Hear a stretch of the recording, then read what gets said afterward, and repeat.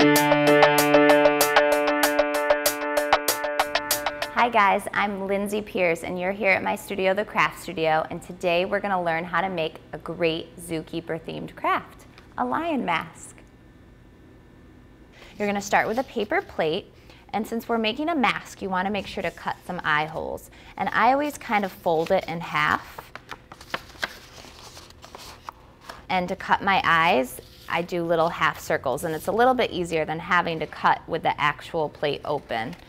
And you just want to make them big enough so a little kid can look through, but they don't have to be the same size or perfect, it doesn't matter. Just a couple half circles so when you open the plate they'll be wide enough for a little one to safely look through. It's kind of fun if they end up looking a little bit wonky too. So the next step is you're going to paint the whole entire mask or plate, because it's not a mask yet, yellow for a lion. And again, I'm using a poster paint, not a permanent paint. You still want to protect your work area, but at least you don't have to worry about anything being permanently stained, because little ones tend to be messy. And you're going to do the yellow paint all over the entire plate. Now that our plate is covered in yellow, you might want to let it sit just for a couple minutes. You can, have your little one wash the yellow off their hands before you move on to the black.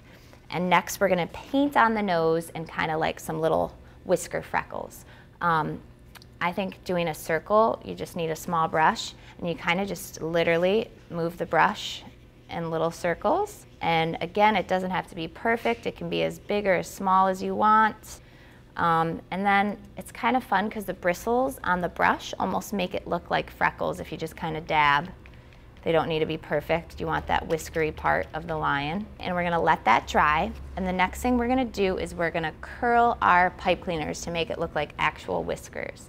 I like to use black. You can use colorful ones if you really want it to be, a funky looking animal. It doesn't have to be realistic. And you just use your finger and you curl the pipe cleaner. So it's almost like a little curly snake. You want to do at least 2, and you can do more than that. And we're going to set it aside until our paint is dry, and then we can prep the lion mane. I love this part. Craft foam, it's a great, if a grown-up is doing it, you can use grown-up scissors. If a little one is doing it, you want to use kids-friendly scissors. And you're just going to take the edge and start to cut some fringe. And it doesn't matter how far apart they are, how skinny, how thick, how thin, you can vary it up. And you want to go about 1.5 inches in on the foam. And you need a whole 8x10 sheet. You need the long lengthwise of the mane.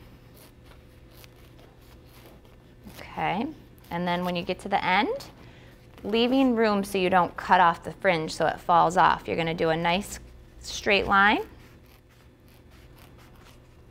And you have your mane to cut on. Next, our paint should be starting to get a little bit more dry. You can take some school glue. It doesn't have to be like a permanent glue bond. I often use like a paintbrush to apply the glue because I think it's a little bit easier. And you just get a good dollop of it. And we already have the eye holes, but it's kind of fun to make it so like there's also eyes on the lion.